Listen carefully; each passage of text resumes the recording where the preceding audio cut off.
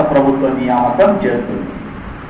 So మొత్తం సభ్యుల సంఖ్య 30. చైర్మన్ గా ఎవరు ఉంటారు? ZP chairman. మెంబర్ సెక్రటరీగా జిల్లా కలెక్టర్. 4 సభ్యులు ఎవరు నియామకం చేస్తారు? రాష్ట్రపతి. మిగిలినటువంటి 24 మంది సభ్యులు ఎవరైతే ఉన్నారో వీరిని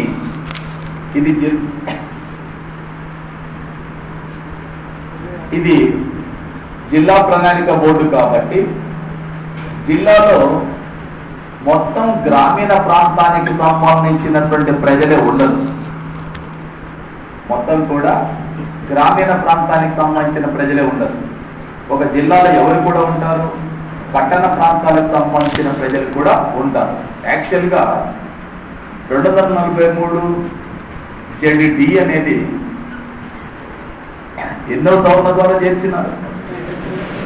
74వ సవరణ ద్వారా ఉంటుంది. 74వ సవరణ ద్వారా. మీరు మర్చిపోతున్నారేమో, 73వ సవరణ ఓతో ఎండ్ అవుతుంది. 74వ సవరణ పీతో స్టార్ట్ అవుతుంది. పీ నుండి ZG వరకు ఉంటుంది. ZG వరకు 18 అధికారులు ఉంటాయి. 74వ సవరణ ద్వారా చేర్చబడినవి 18 అధికారులు ఉంటాయి. మరి పీ నుంచి మీరు ఆలోచన చేసిన, అంటే నెక్స్ట్ మనం చెప్తాము, మీరు మామూలుగా ఆలోచన చేసినా మీకు కూడా అర్థం అవుతుంది. 18 అధికారులు పీ నుంచి స్టార్ట్ అయితే ఉంటాయా అంటే జడ్ వరకు ఉంటుంది. జడ్ తర్వాత ZA, ZB, ZC, ZD, ZE, ZF, ZG అని ఆ జీ వరకు ఉంటుంది. 74వ సవరణ ద్వారా చేర్చినారు. ఇక్కడ మీకు చెప్పే విషయం ఏంటంటే జిల్లా ప్రణాళిక బోర్డు జిల్లాలో పట్టణ నగర ప్రాంతాలకు సంబంధించిన జనాభా ఉంటుంది, గ్రామీణ ప్రాంతాలకు సంబంధించిన జనాభా ఉంటుంది. ఇప్పుడు సపోజ్ ఒక జిల్లాలో పట్టణ ప్రాంతాలకు సంబంధించిన జనాభా 30% ఉన్నది అనుకోండి. ఈ 24 మంది సభ్యులలో 30% ఎంత ఉండొచ్చు? 30% అంటే ఎంతమంది సభ్యులు ఉంటారు? 8 మెంబర్స్ వస్తారు అనుకోండి. అంతేనా? అంతేనా? కరెక్టేనా? సరే, అర ఎక్కువ వస్తుందా, పావు తక్కువ వస్తుందా?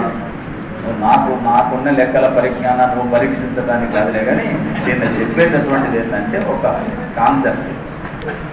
ఎంత శాతం జనాభా పట్టణ జనాభా ఉంటుందో అంత శాతం మంది సభ్యులు ఇప్పుడు 30% 24లో 7-8 మంది వస్తారనుకోండి. ఆ 7-8 మంది సభ్యులని ఆ జిల్లాలో ఉన్నటువంటి పట్టణ నగర ప్రాంతాలకు సంబంధించినటువంటి కౌన్సిలర్స్, కార్పొరేటర్స్ ఎన్నుకుంటారు. అంతమందిని. ఎంత శాతం మంది? ఆ జిల్లాలో ఉన్నటువంటి పట్టణ నగర జనాభా నిష్పత్తిని అనుసరించి ఎన్నుకుంటారు. పట్టణ నగర జనాభా నిష్పత్తి పోతే మిగిలిన వాళ్ళంతా ఏ జనాభాకు సంబంధించిన వాళ్ళు? గ్రామీణ ప్రాంతం. కాబట్టి మిగిలిన సభ్యులు ఎవరైతే ఉంటారో వాళ్ళని గ్రామీణ ప్రాంతాలకు సంబంధించిన జడ్పీటీసీలు, ఎంపీటీసీలు ఎన్నుకుంటారు. ఎవరిని? మిగిలిన ఏ సభ్యులు? ప్రణాళిక బోర్డు సభ్యులు. సో ఇది జిల్లా పరిషత్తు నుండి జిల్లా పరిషత్తులో ఏర్పాటు చేయబడేటటువంటి జిల్లా ప్రణాళిక బోర్డు యొక్క నిర్మాణం. చెప్పింది అర్థమైంది. 24 మంది సభ్యులు ఏ విధంగా ఎన్నుకోబడతారు? ఆ జిల్లాలో ఉండేటటువంటి ఏ జనాభా నిష్పత్తి? పట్టణ నగర జనాభా నిష్పత్తి, గ్రామీణ జనాభా నిష్పత్తిని అనుసరించి ఆ 24 మంది సభ్యులని స్థానిక సంస్థల ప్రతినిధులు ఎన్నుకోవడం జరుగుతుంది. ఇది జిల్లా ప్రణాళిక బోర్డు యొక్క నిర్మాణం. మరి ఇది చేయాల్సిన పని ఏంటి?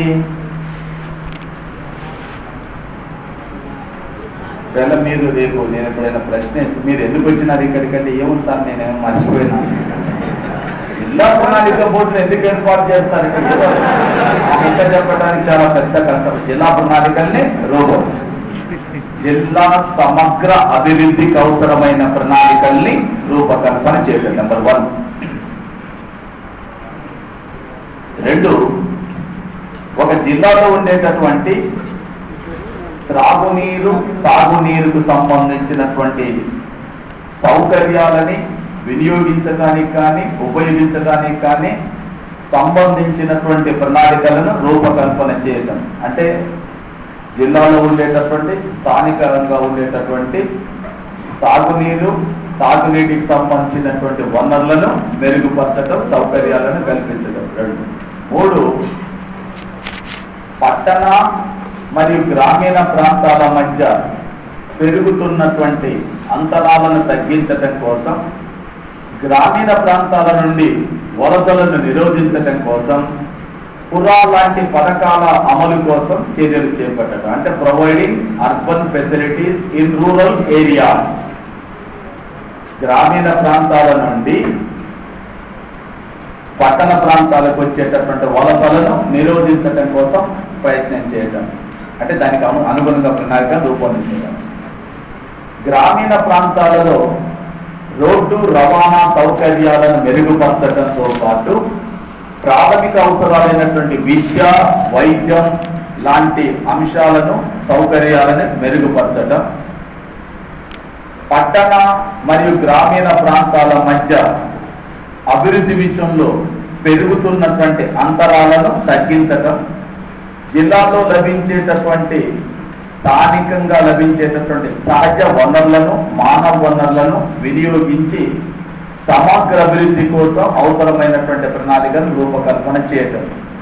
వలసలను నిరోధించటం, గ్రామీణ ప్రాంతాల్లో కూడా ఈ సౌకర్యాలను మెరుగుపరచడం, నిరుద్యోగ సమస్య నిర్మూలన కోసం కృషి చేయటం, తాగునీటి సాగునీటిని వినియోగించటం, గ్రామీణ ప్రాంతాల మధ్య ఉండేటటువంటి రోడ్డు రవాణా సౌకర్యాలను మెరుగుపరచడం, అవస్థాపన లేక ప్రాథమికమైనటువంటి సౌకర్యాలను మెరుగుపరిచే విధంగా ప్రణాళికను రూపొందించడం. ఈ రూపొందించినటువంటి ప్రణాళిక కాపీని జిల్లా పరిషత్కు సబ్మిషన్ చేయడంతో పాటు ఒక కాపీని రాష్ట్ర ప్రభుత్వానికి కూడా సమర్పించాల్సి ఉంటుంది. ఇది జిల్లా ప్రణాళిక బోర్డు చేసేటటువంటి పని. దీంతో పాటు మన రాష్ట్రంలో ఈవెన్ డిఆర్సి సమావేశాలు కూడా నిర్వహించడం జరుగుతుంది. డిఆర్సి అనగా district review committee. District review కమిటీకి జిల్లా పరిషత్ సమావేశానికి తేడా ఏంటి? డిస్ట్రిక్ట్ రివ్యూ కమిటీకి జిల్లా పరిషత్ సమావేశానికి తేడా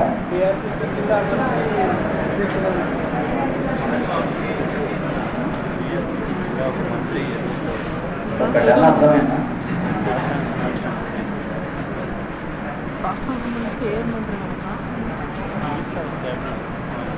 జిల్లా పరిషత్ సమావేశానికి డిఆర్సి సమావేశానికి తేడా ఏంటి?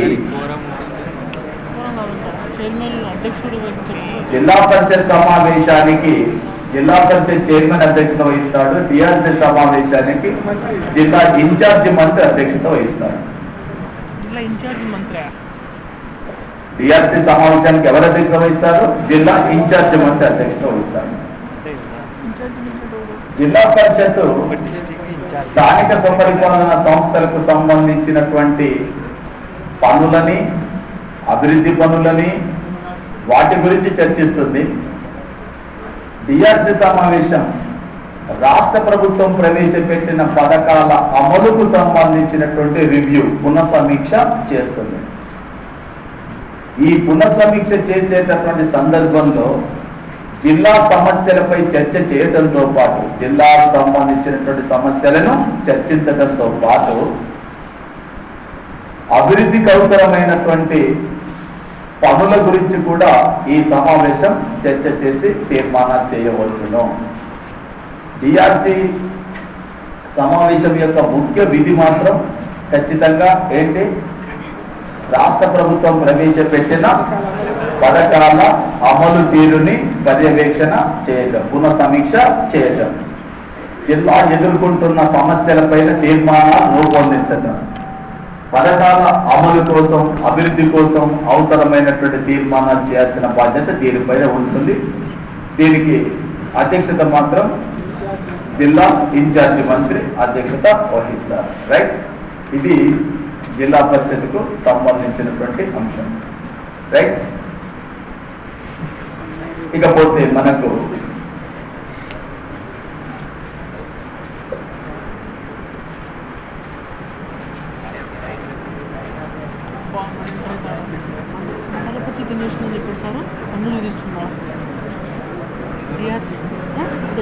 సమావేశంగా జరిగిందని చెప్పారు. దీనికి వచ్చేసి రాష్ట్రంలో అమలు చేసే పథకాలు పునఃసమీక్షని ఎదుర్కొనే సమస్యలు, దీనికి జిల్లా పరిషత్ సమావేశానికి చెప్పాడు. పన్నులు తీసుకున్నారా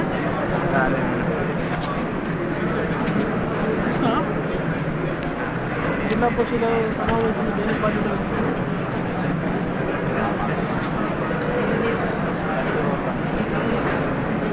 అది కాదు. రియాల్స్ అంటే చెప్పాడు, అది అమలు చేసిన పథకాలకు దానికి కూడా ఏదో చెప్పాడు. రియాల్స్ పేమెంట్ తీసుకొస్తారు అమలు చేసిన పథకాలు జిల్లా ఎదుర్కొనే సమస్యలు. అది దీనికి సంబంధించిన పనులు ఇంట్రడక్షన్ మాత్రం చెప్తాను. అసలు యాక్చువల్గా క్లాస్ వద్దనుకున్నాను.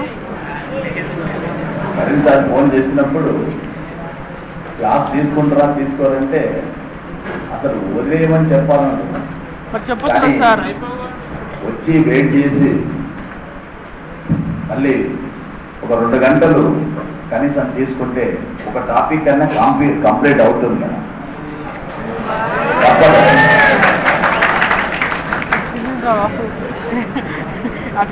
సినిమా ఇంట్రడక్షన్ నాకేం బోర్డు మీద రాయకపోతే సాటిస్ఫాక్షన్ ఉండదు. బోర్డు మీద రాస్తే ఇది ఒక్కో దాంట్లో ఒక డస్ట్ పోయిన ప్రతిసారి కూడా జస్ట్ ఒక కత్తి తీసుకొని పోసినట్టుగా అనిపిస్తుంది లోపల.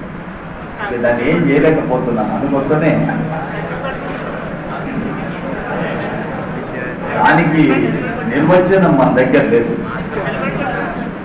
రెస్ట్కు నిర్వచనం అనేది ఆశ్రయ ఇన్స్టిట్యూట్లో లేదు. ఏం చెప్తారండి గురుగారు? ఒక్కొక్కరు కనీసం 8 నుంచి 10-12 గంటలు చెప్తే తప్ప ఒక్కొక్కరు వచ్చి గొడవ పెట్టుకుంటారు. ఇన్స్టిట్యూట్ దగ్గరికి పోతే మీకు అర్థమైంది. మేము ఎన్ని రోజులు వెయిట్ చేయాలి, మీరు బ్యాచ్ స్టార్ట్ చేస్తారా స్టార్ట్ చేయరా, ఈ గందరగోళాలు ఉంటున్నాయి. వాళ్ళని ఎవరు పోలీసులు పెట్టినా ఆగేటట్లేదు. అందుకోసమే సమస్య. అందుకోసమే చెప్పాల్సిందే తప్ప ఏంటి మార్క్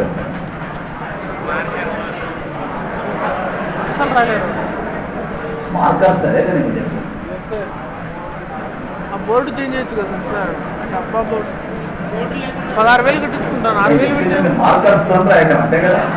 మరి నేను చెప్పిన మార్కర్ పెన్స్ అనే నేనంటే మరి కాదు మార్క్ అని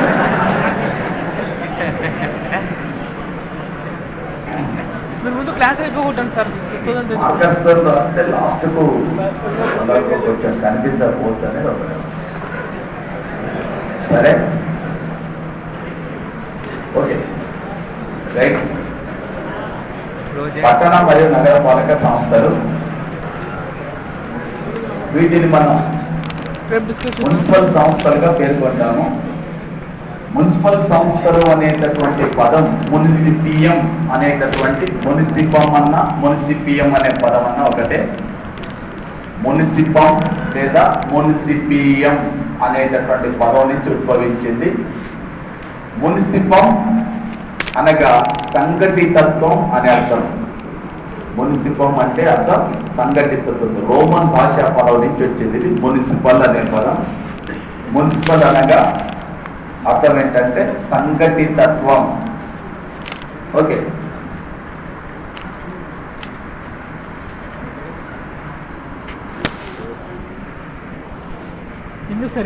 ప్రపంచ చరిత్రలో అభివృద్ధికి సంబంధించి వలసలు అనేటటువంటివి సర్వసాధారణం. ఈ వలసలన్నీ కూడా మైగ్రేషన్ అనేది డెవలప్మెంట్కు ఒక కారకంగా చెప్తుంటాం. మైగ్రేషన్ అనేది వలసలు వెళ్ళటం అనేది. మరి వలసలు ఎక్కడి నుంచి ఎక్కడికి వెళ్తున్నారు అంటే సాధారణంగా గ్రామీణ ప్రాంతాల నుంచి పట్టణ ప్రాంతాల వైపు, పట్టణ ప్రాంతాల నుంచి నగరాల వైపు, నగరాల నుంచి విదేశాలు. ఇది సహజంగా జరుగుతున్న పరిణామం. ఇటీవల UNDP సమర్పించినటువంటి అభివృద్ధి నివేదికలో 2050 నాటికి ప్రపంచ జనాభాలో more than 50% of the population పట్టణాలు మరియు నగరాలలోనే నివసించనున్నారని చెప్పి పేర్కొనడం జరిగింది. ఎప్పటికల్లా 2050 నాటికి ప్రపంచ జనాభాలో more than 50% of the population will live in either towns or cities. అంటే దాని అర్థం ఏంటిది? అర్బన్ పాపులేషన్ అనేటటువంటిది పెరగబోతుంది అని చెప్పి.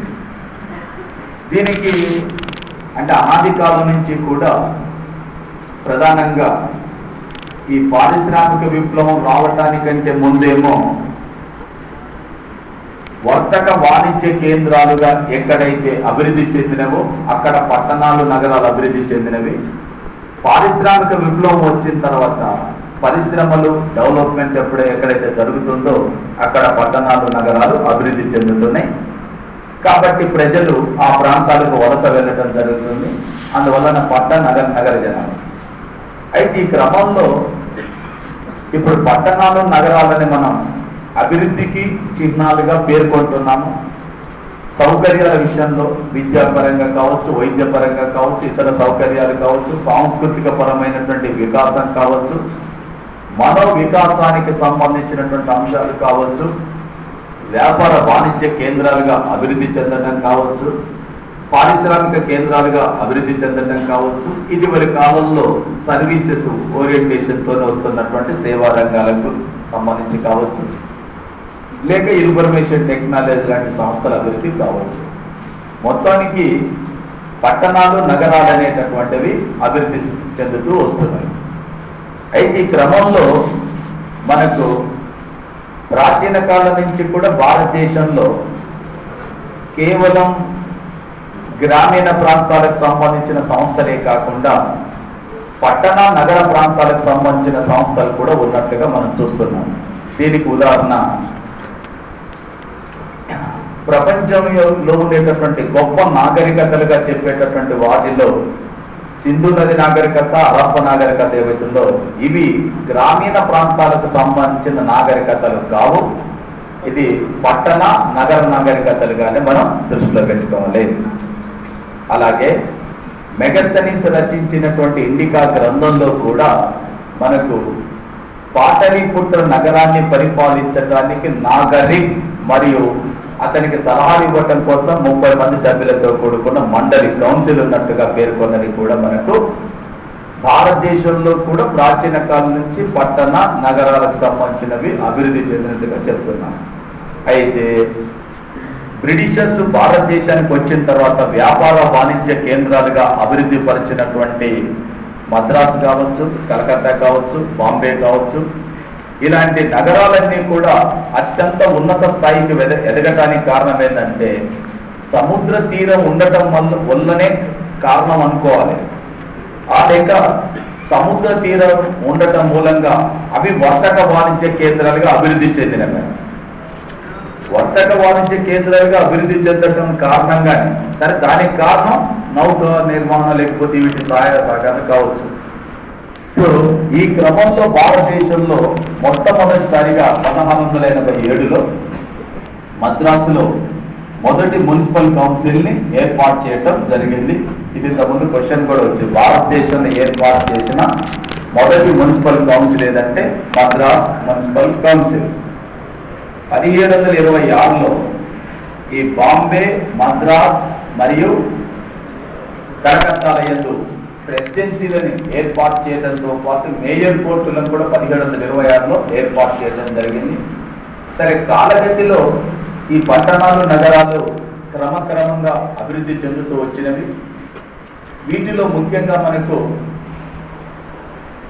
ఈ ప్రాంతాల యొక్క సమస్యలు పరిష్కరించడం మాత్రమే కాకుండా వీటి అభివృద్ధి కోసం కూడా పనులు చేపట్టాల్సినటువంటి అవసరం ఏర్పడింది. ఇప్పుడు మీకు గతానికి ఇప్పటికి వచ్చిన తేడా ఏంటంటే మీరు 74వ రాజ్యాంగ సవరణలో పేర్కొన్నటువంటి విషయాలలో కూడా మనకు కొంత స్పష్టత ఉంటుంది. 74వ రాజ్యాంగ సవరణలో ఏమని ప్రకటించబడింది? 74వ రాజ్యాంగ సవరణలో అంటే 12వ షెడ్యూల్లో పేర్కొన్నటువంటి 18 అంశాలను మీరు ఒకసారి పరిశీలన చేస్తే కేవలం వీధి దీపాలు లేకపోతే రోడ్లని నిర్మాణం చేయటం, పారిశుద్ధ్యం, మంచినీటి సౌకర్యం, మురుగునీటి పారుదల లేక శ్మశాన వాటికలు ఇలాంటి వాటి గురించి మాత్రమే లేవు. అక్కడ కలువర్తుల నిర్మాణం, రోడ్డు సంబంధించిన వీటి గురించి మాత్రమే లేవు.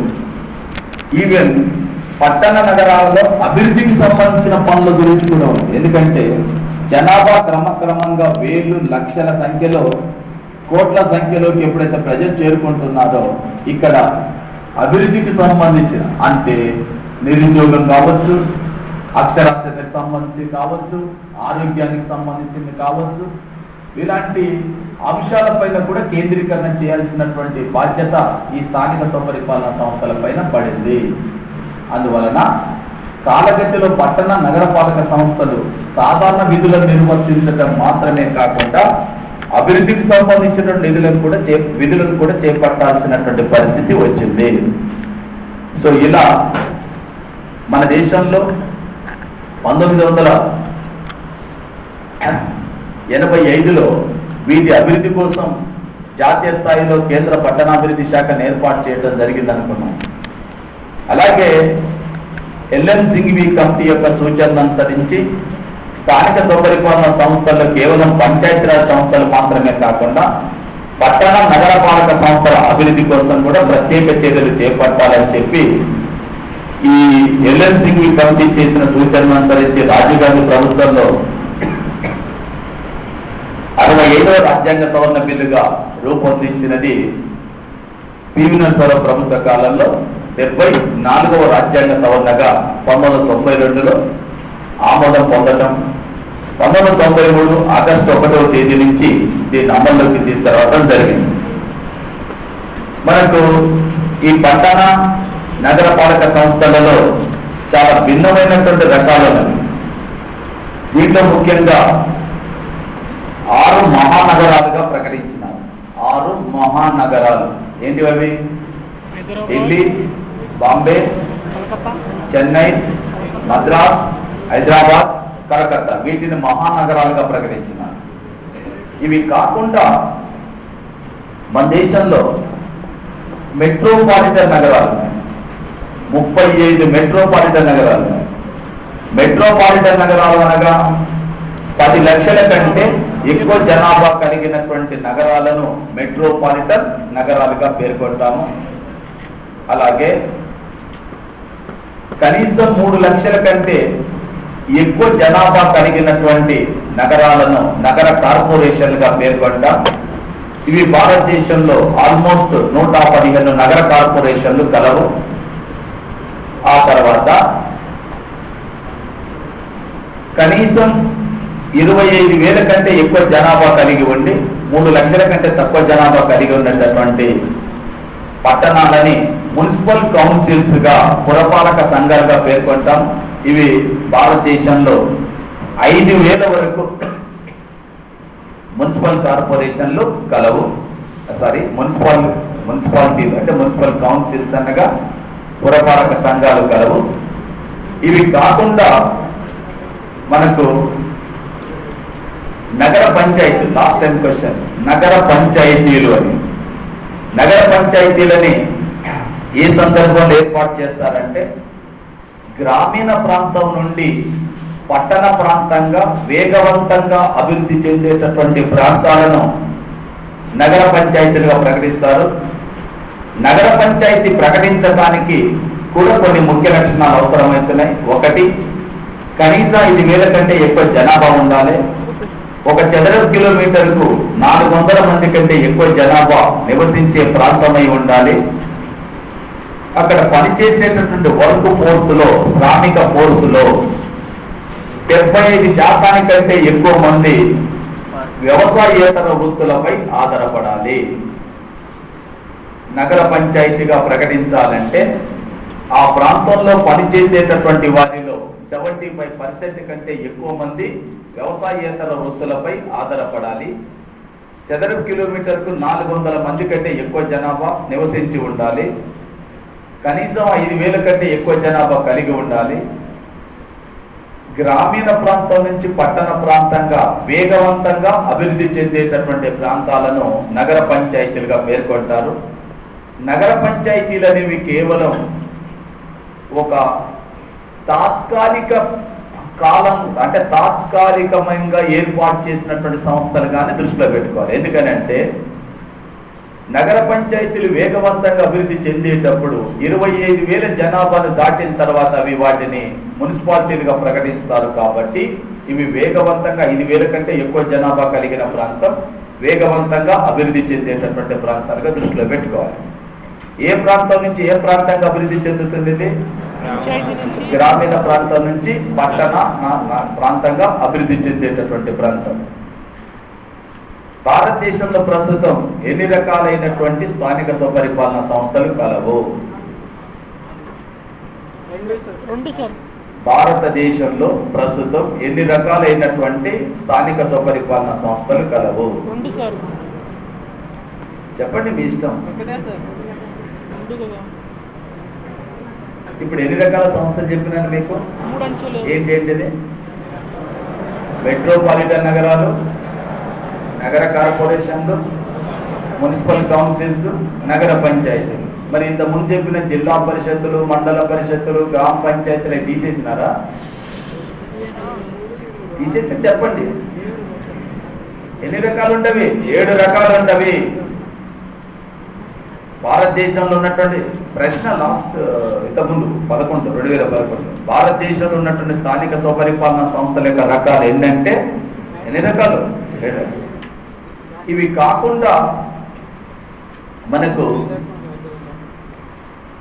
కంటోన్మెంట్ బోర్డ్స్ ఉన్నాయి. కంటోన్మెంట్ బోర్డ్స్ అంటే ఇవి సైనిక నివాస ప్రాంతాల యొక్క అభివృద్ధి కోసం ఉద్దేశింపబడినటువంటివి. 1923 కంటోన్మెంట్ బోర్డు యాక్ట్ అనుసరించి 24 ఇది అమల్లోకి వచ్చింది. కంటోన్మెంట్ బోర్డు యాక్ట్ చేసింది 1923లో. ప్రస్తుతం భారతదేశంలో 63 కంటోన్మెంట్ బోర్డ్స్ ఉన్నవి. ఇవి కేంద్ర రక్షణ శాఖ ఆధీనంలో ఉంటాయి. ఈ ప్రాంతాలలో రాజకీయాలు, స్థానిక స్వపరిపాలన సంస్థలు పోటీ చేయటాలు ఇలాంటివి ఉండవు. కేవలం ఒక కోఆపరేటివ్ సంస్థలుగా మాత్రమే పనిచేయడం కోసం, ఈ ప్రాంతాల పరిపాలన కోసం ఏర్పాటు చేసేటటువంటి వాటిని కంటోన్మెంట్ బోర్డ్స్ అంటారు. అలాగే పోర్టు ట్రస్టులు కూడా ఉన్నవి. పోర్టు ట్రస్టులు అంటే నౌకా నిర్మాణ కేంద్రము, నౌకా దళాలు పనిచేసేటటువంటి ప్రాంతాలలో వాటి యొక్క స్థానికమైన సమస్యల పరిష్కారం కోసం ఏర్పాటు చేసేటటువంటి సంస్థలనే దేనిగా పేర్కొంటాం? పోర్టు ట్రస్టులుగా పేర్కొంటాం. ఇవి కూడా కేంద్ర రక్షణ శాఖ యొక్క ఆధీనంలో ఉంటాయి. వీటి తర్వాత నోటిఫైడ్ ఏరియాలు ఉంటాయి. నోటిఫైడ్ ఏరియా అనేది భవిష్యత్తు అవసరాలను దృష్టిలో పెట్టుకొని ఏర్పాటు చేసేటటువంటి ప్రాంతం. భవిష్యత్తు అవసరాలను దృష్టిలో పెట్టుకొని ఏర్పాటు చేసే అంశం.